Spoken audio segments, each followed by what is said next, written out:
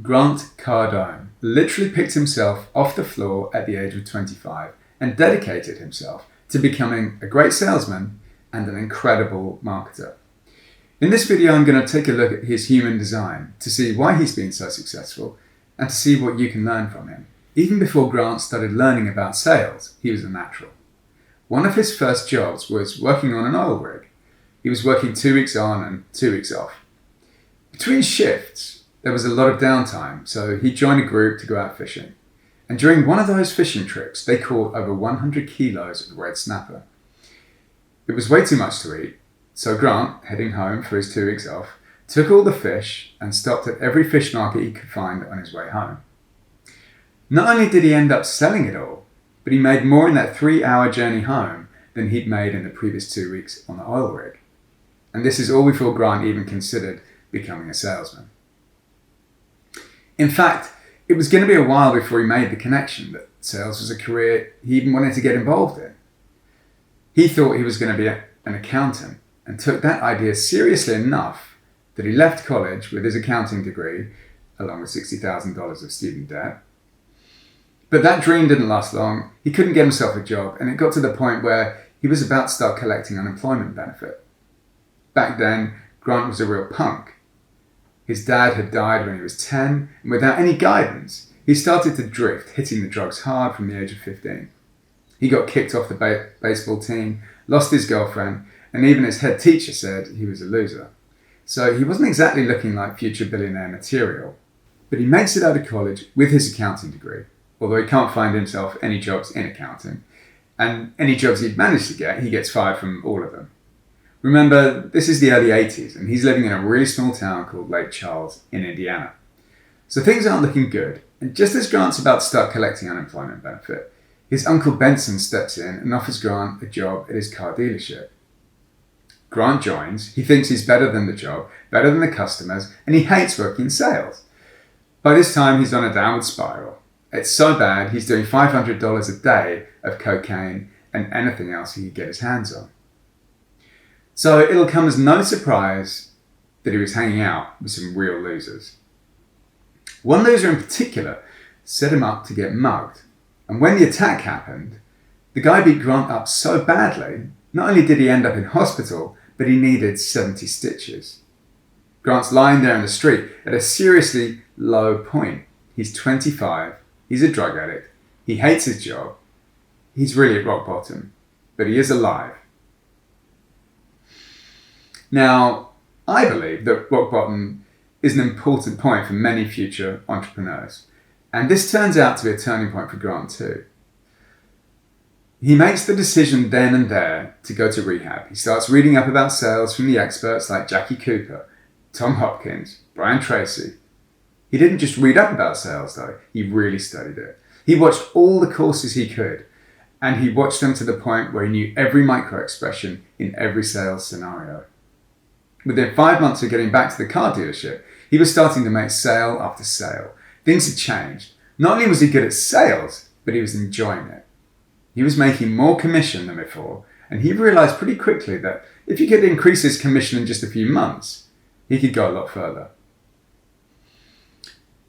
By the age of 29, he'd got himself into the top 0.5% of salespeople in the car sales industry. He was now focused on being bigger than those sales trainers he'd been studying. Now he wasn't drifting.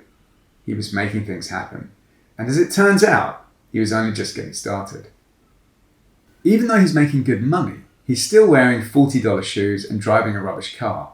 Instead of looking fancy, he puts all his money into real estate, and all of that means that by the time he's 30, he's a millionaire. Now that's an amazing turnaround for someone who a few years earlier was struggling to find a job as an accountant. At this stage, he's a master salesman and he's traveling across the country to train sales teams, getting through 250 gigs a year. By the time he's about to turn 40, he becomes bigger than his sales heroes.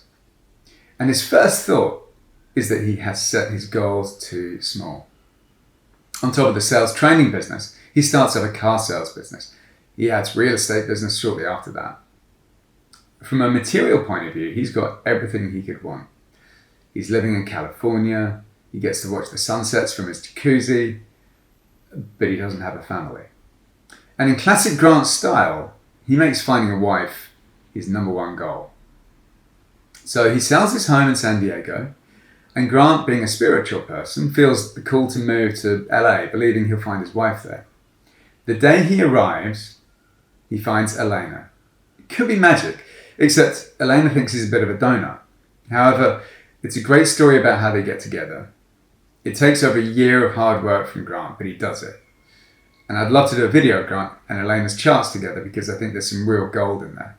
However, for now, just know that they're still together and have 2 kids, unless you count the G650, in which case they have 3 kids.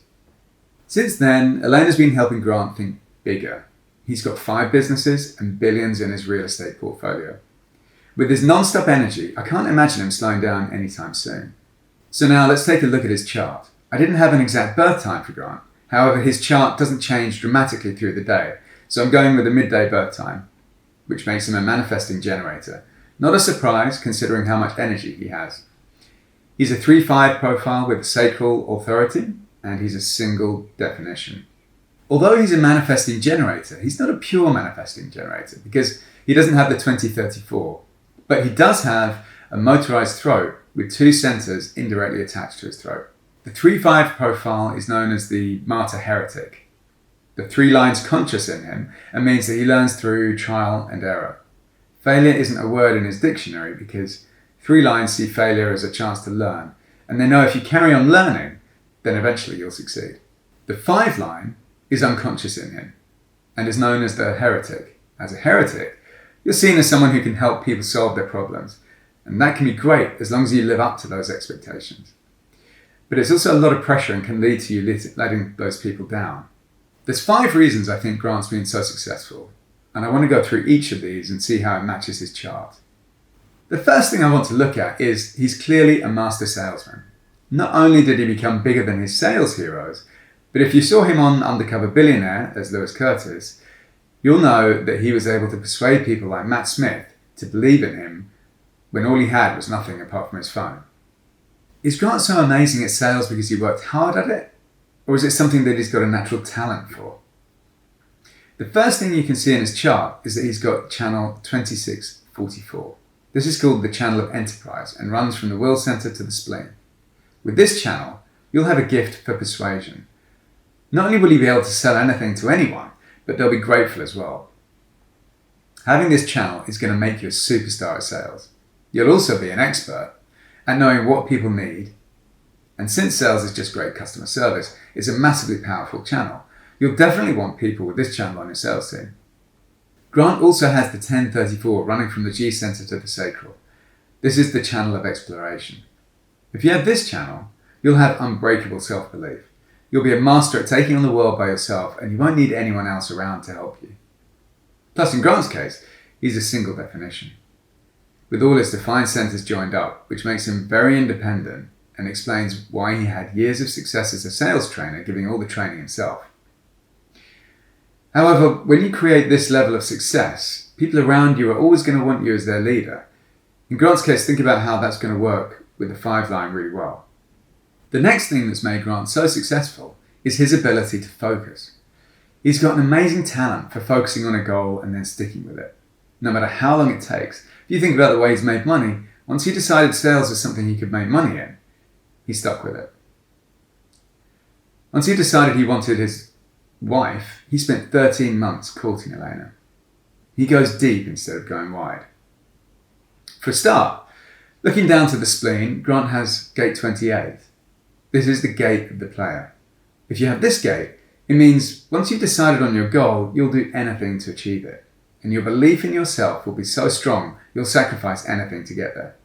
In fact, taking extreme risks is going to make you feel really alive and will probably help as well. It'll certainly help you enjoy the journey. In Grant, notice this is double activated, so it'll be a pretty strong activation for him. Connecting the will center to the G center, he's got 2551. This is the channel of initiation. The power of this channel is that you believe anything's possible.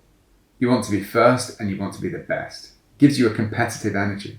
But at the same time, because it's made up of gate 25, the gate of innocence in the G center, It's about becoming a better person and doing everything from a place of love. Not only yourself, but also for others. It gives you the power to deeply sympathize. At the other end of the channel is gate 51, the gate of shock, which is in the will center and gives you the ability to drive people into taking action. Also in the G center, Grant has gate 46. This is the gate of serendipity. With this gate, you're always looking for a new goal and a new direction. However, once you've decided on it, you'll stick with it, and your success is going to be the result of focused determination. What's interesting about this gate is the goals come from listening to your body, even though this gate is in the G center rather than the spleen. But in order to do that, you have to love your body and be connected with it. Obviously, while Grant's doing $500 a day of cocaine, probably the only signal he was getting was where his next line was coming from. Before Grant met Elena, he already had everything he wanted in his life. He even had plenty of women too, but what he really wanted was a family. And when he decided to go after Elena, he was absolutely driven to make her his wife. And there's a couple of reasons why that was a master move by Grant. First of all, Grant has gate 59 in the sacral. This is the gate of intimacy. And with this gate, you'll strive for togetherness and strong relationships built on trust. It's not just for creating one-on-one relationships, but you want to bring groups together too. And it's a highly sexual gate, so deep intimacy is going to be very important for you as well. And in Grant, it's a double activation. So it's no wonder that he keeps Elena and the kids close to him at all times. It must be really satisfying for him. Grant is a single definition. All of his defined centers are linked up. When you're a single definition, you'll be a completely independent type of person. You won't need anyone else to feel complete. You'll feel totally self-reliant, and you won't need anyone else to help you make decisions. You'll feel like you don't need approval from anyone else. And that's probably what makes Grant embrace his haters.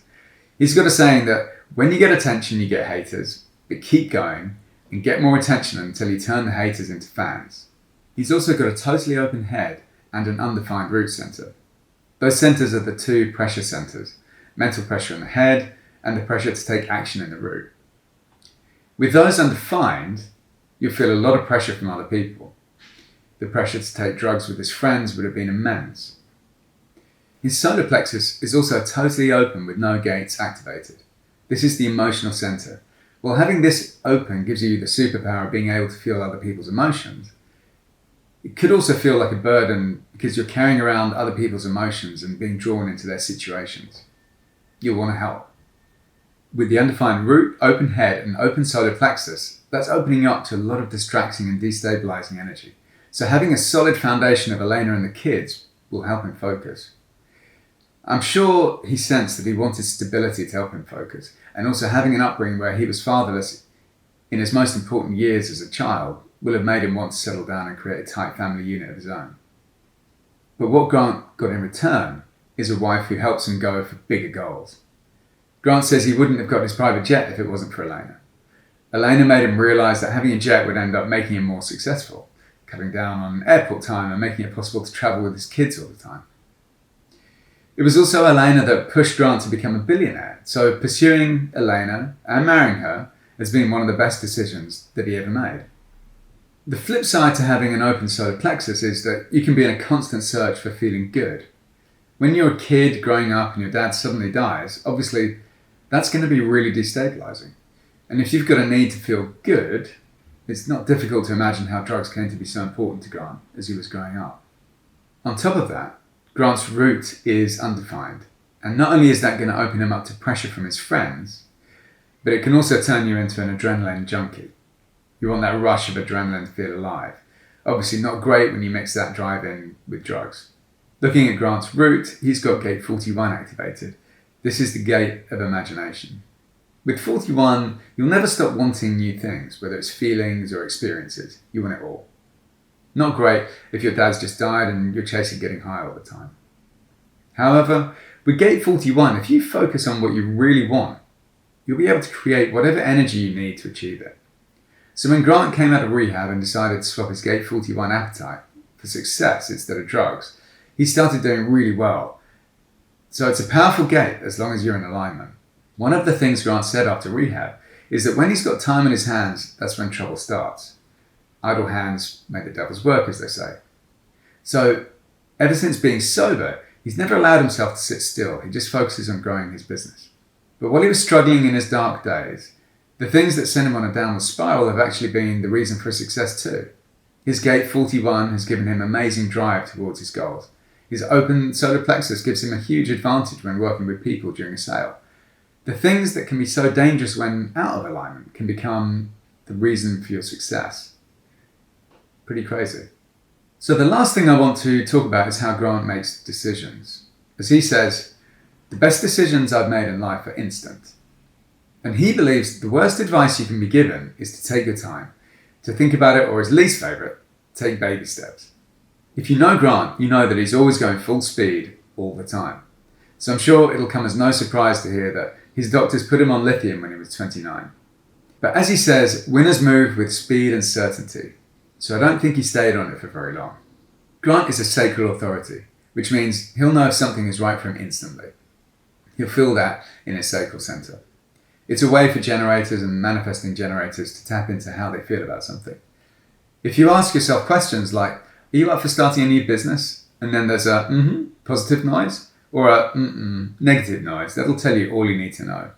For sacral authorities, you don't need any more information to make a decision. So for Grant, knowing what to do is an instant thing for him.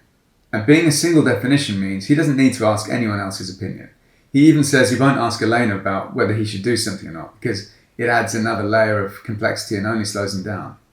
That's someone working in alignment with their authority. And look how it's worked out for him. One last thing I want to mention. I know Grant's massively triggering for some people. I don't know if it's because of his connection to Scientology or whether they don't like how he sells his courses. But what I'd say is that Grant's incarnation cross is the right angle cross of the vessel of love, 2546, 1015. As the name suggests, this means he loves everyone and everything. He loves himself as much as he loves total strangers. With this incarnation cross, at some point, you'll experience a great shock in your life, and your challenge will be overcoming it. For Grant, that could be the death of his dad, being addicted to drugs, or struggling in his early career, or even all of those. But whatever he does, it's from a place of love. So whether Grant triggers you, or you think he's inspirational, I don't think you can deny the fact that he's extremely successful, and I'd love to do a video to look at Grant's synergy with Elena to really understand how important she is for him. Thanks for watching.